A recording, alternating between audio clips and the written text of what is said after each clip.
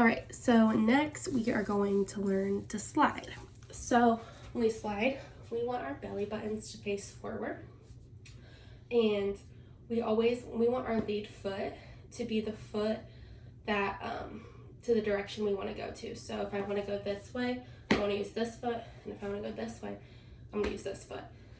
So if I'm going to the right, I want to use my right foot. If I'm going to the left, I want to use my left foot. So you're going to take a step, and your other foot is going to come next to it, okay?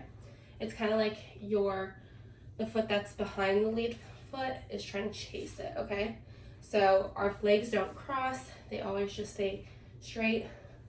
We point our shoulder to the direction we want to go, and our hands go out to the side, and we just slide, okay? If I'm going back the other way, I'm sliding, okay?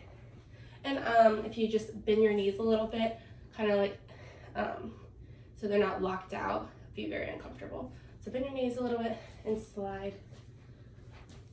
So I want you guys to try next, but just remember, the way you're going, that is your lead foot. And you want your other foot to chase it. Bend your knees just a little bit, arms out to the side.